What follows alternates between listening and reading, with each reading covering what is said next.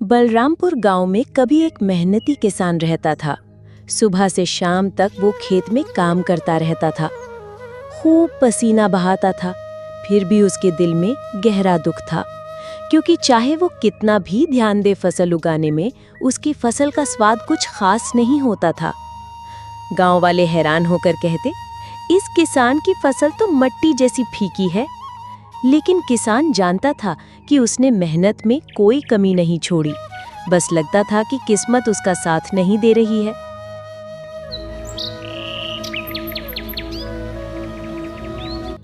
अरे सुनो, ऐसे बैठे बैठे तो कोई आकर कुछ काम नहीं देगा, हमें कुछ तो करना पड़ेगा। लेकिन क्या करें, सब्जी उगाने के लिए कोई जमीन नहीं है, मछली पालन के लिए कोई तालाब नहीं है। इस बदकिस्मती के साथ दुनिया में जीते रहने का मन ही नहीं करता। ऐसा क्यों कह रहे हो? अगर मन में इच्छा हो तो रास्ता निकल ही आता है। इच्छा तो है, लेकिन क्या करें बताओ, कोई तरीका नहीं मिल रहा। देखो, अगर हम कुछ आसान खेती करें तो हमारे लिए अच्छा रहेगा। लेकिन क्या उगाएंगे? देखो, अब इस गर्मी में बाजार में लौकी नहीं मिलती। अगर हम लौकी उगाएं तो हमें अच्छा फायदा होगा। हाँ, वो तो ठीक है, लेकिन लौकी की खेती करने के लिए हमें तो जमीन चाहिए।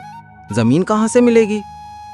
तुम थोड़ा देवाशीष बाबू से बात करके देखो ना, देखो वो जमीन देंगे या नहीं। तुम जब कह रहे हो तो मैं एक बार बात करके देखता हूँ, लेकिन मुझे नहीं लगता देवाशीष बाबू राजी होंगे। तुम एक बार तो बोलकर देखो, कोशिश तो करनी चाहिए। अगर काम नहीं हुआ तो बाद में कोई और तरीका ढूंढा जाएगा। ठीक है, मैं थोड़ी देर में देवाशीष बाबू के पास जा रहा हूँ। देखते हैं मदद करते हैं या नहीं।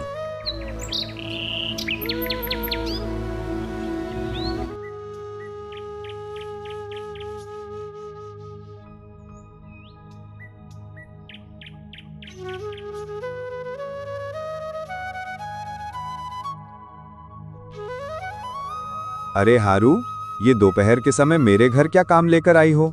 बाबू, मैं एक मदद के लिए आई हूँ, दया करो। तुम लोग तो बस मदद के लिए ही आते हो। जब भी मुझे मदद चाहिए तुम मुझे ढूंढ लेते हो। ऐसा क्यों कह रहे हो? आप तो हमारे गांव के मुखिया हो, मदद चाहिए तो आपसे ही मांगनी पड़ेगी। चलो जल्दी बताओ, क्या मदद चाहिए? बाबू, मैंने फैसला कर लिया है कि इस बार मैं लौकी की खेती करूंगा। अगर आप मुझे थोड़ी जमीन दे सकें तो मेरे लिए अच्छा होगा। क्या मैंने तुम्हारे लिए जमीन खरीद रखी है? जब तुम्हें जरूरत पड़ेगी मैं तुम्हें जमीन दे दूंगा। बाबू, मैं ऐसे ही नहीं मांग रहा हूँ, मैं जमीन के लिए पैसे भी दूंगा। लौकी की खेती करने के बाद जो फायदा होगा मैं वहां से आपको पैसे दे दूंगा। क्या मैं आप लोगों पर भरोसा करके अंदर जाऊं? आप लोग लौकी की खेती करोगे और उससे फिर मुनाफा भी कमाओगे। हाँ बाबू, हमें तो अच्छा खासा फायदा होगा। मैं यहाँ बैठकर आपका मुनाफा नुकसान गिनने वाला नहीं हूँ। मैं आपको कोई जमीन नहीं दे सकता। ऐसा मत कहो देवाशीष बाबू, थोड़ा मदद करिए। अगर आप दया नहीं करेंगे तो हम कहाँ जाएंगे? हमें तो भूखे मरना नहीं है। दुनिया की आबादी कम हो जाएगी। अब यहाँ से चलो, बेकार की बातें करना मुझे पसंद नहीं।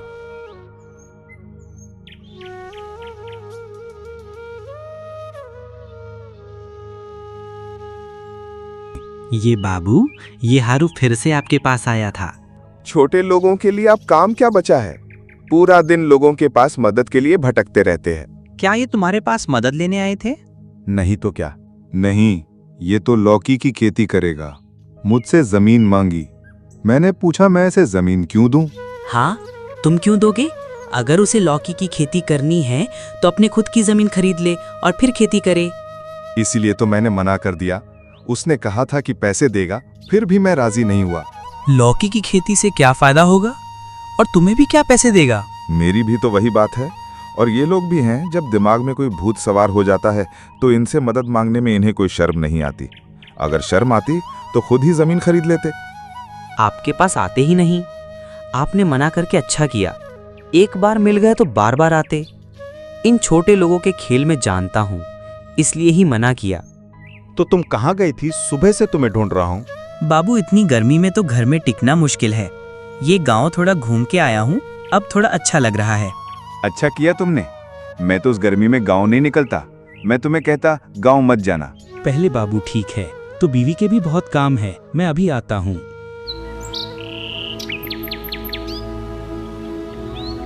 देखा, मैंने कहा था ना, देवाशीष बाबू किसी भी हालत में मुझे जमीन देने के लिए राजी नहीं होंगे। अगर देवाशीष बाबू हमें जमीन देते तो क्या उन्हें ज्यादा तकलीफ होती? किसको क्या बताऊं, तुम जानते ही हो। देवाशीष बाबू को आखिर ये गांव का मोरल कौन बनाया था? गांव वालों की मदद वो कभी नहीं करते। मदद तो छोड़ो, ऊपर से अपमान भी करते हैं। तो अब बताओ, लाव की खेती कैसे करूं? अब इस बात को लेकर बहुत चिंता हो रही है मुझे। अब क्या खेती करने का फैसला छोड़ दूं? और क्या करूं? अब तो यही करना पड़ेगा ऐसा लग रहा है। इसके अलावा कोई रास्ता दिख नहीं रहा। अरे यार, तुम लोग इतने परेशान क्यों हो? किस बात की चर्चा कर रहे हो? और मत बोलो, दादी सोच रही थी इस बार हम लौकी की खेती करेंगे, इसलिए देवाशीष बाबू के पास खेत के लिए गए थे। मगर देवाशीष बाबू ने तो कुछ दिया ही नहीं, उल्टा अपमान करके भगा दिया। तुम लोग क्या करते हो? तुम लोग क्यों देवाशीष बाबू के पास जाते हो? पता है ना, देवाशीष बाबू कभी मदद नहीं करेगा। अब क्या करें दादी, हमारे पास तो अब कोई जमीन नहीं बची जहाँ खेती कर सकें। मजबूरन देवाशीष बाबू के आगे झुकना पड़ेगा।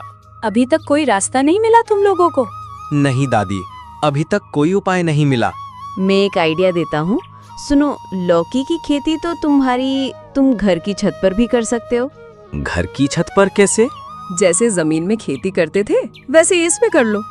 इससे तुम्हें जमीन के लिए पैसे भी नहीं देने पड़ेंगे और दोगुना फायदा भी होगा। सच में मैंने ये कभी सोचा तक नहीं था। ठीक है दादी, तो फिर हम यही कोशिश करते हैं, एक बार देख लेते हैं।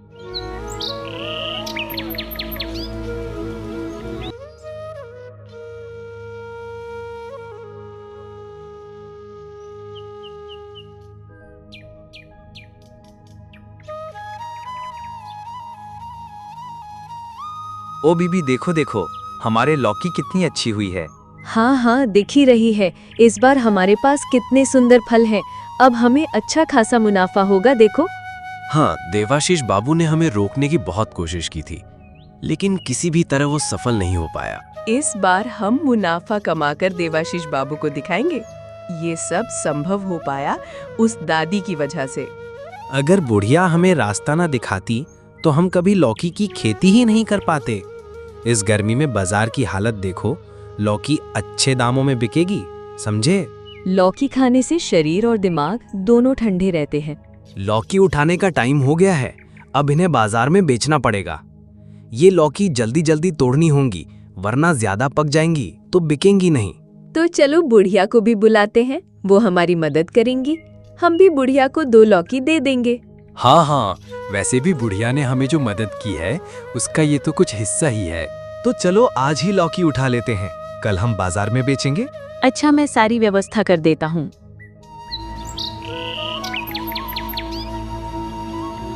बाबा हारू, तुमने तो कमाल कर दिया यार। तुम्हारी लौकी की पैदावार तो इस बार काफी अच्छी हुई है।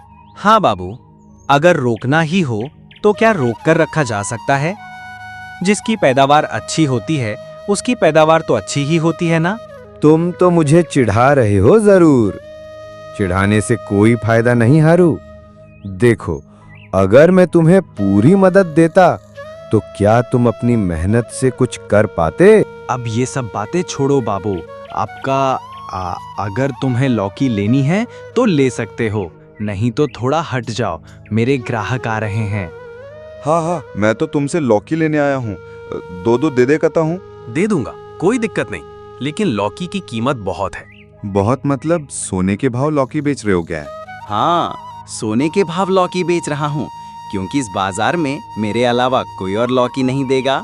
तो मुझसे लौकी का पैसा लोगे? क्यों? क्या आप इतने बड़े आदमी हो कि आपसे लौकी का पैसा नहीं लिया जा सकता? आप मेरे दुकान पे लौकी लेने आए हो तो पक्का पैसा देना होगा। क्या तुम मुझे बेइज्जत कर रहे हो? अगर तुम्हारे पास आकर मदद नहीं मिली तो बार बार तुम्हारे पास क्यों आऊं? लौकी लेना हो तो सही दाम देकर लेना पड़ेगा। ठीक है, मैं दाम दूंगा, लेकिन मुझसे थोड़ा कम कर दो। देखो बाबू, बेकार की बात करना मुझे पसंद नहीं। अगर लौकी लेने की इच्छा है तो सही दाम लेकर जाओ, नहीं तो दुकान से चले जाओ, मुझे शांति से लौकी बेचने दो। अरे घबराओ मत, तुम्हारी लौकी का दाम कितना है? और कुछ मत बोलो बूढ़ी औरत, आज तो लौकी सोने की कीमत पर बिक रही है, मेरे लिए तो कुछ भी ठीक ठाक नहीं है। लौकी नहीं, बिल्कुल सोने की लौकी, वो तो देख ही सकता है रे। तेरी समझदारी में ही तो आज सब है। तू नहीं होता तो क्या होता। एक जमीन के लिए मेरी इतनी स्वादिष्ट लौकी की खेती होती ही नहीं। सब तेरी मेहनत है दादी माँ।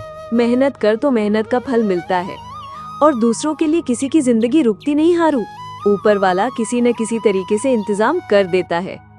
धन्यवाद बूढ़ी माँ, और जो भी फायदा हुआ है पत्नी के लिए एक सोने का चूड़ी बनवा दूंगा। ऐसे चलते रहेंगे तो मैं तो बड़ा आदमी बन जाऊंगा रे। गांव का हरू अब पहले जैसा साधारण किसान नहीं रहा। अपनी मेहनत और समझदारी से उसने खेती में ऐसा नाम कमाया कि लोग उसे बड़े किसान, यहाँ तक कि बड़ा आदमी कहने लगे।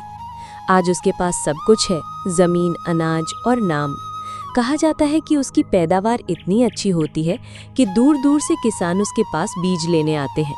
सुबह से ही उसके आंगन में लोगों की भीड़ लगी रहती है। कोई धान का बीज मांगता तो कोई लौकी की बेल के लिए सलाह लेने आता।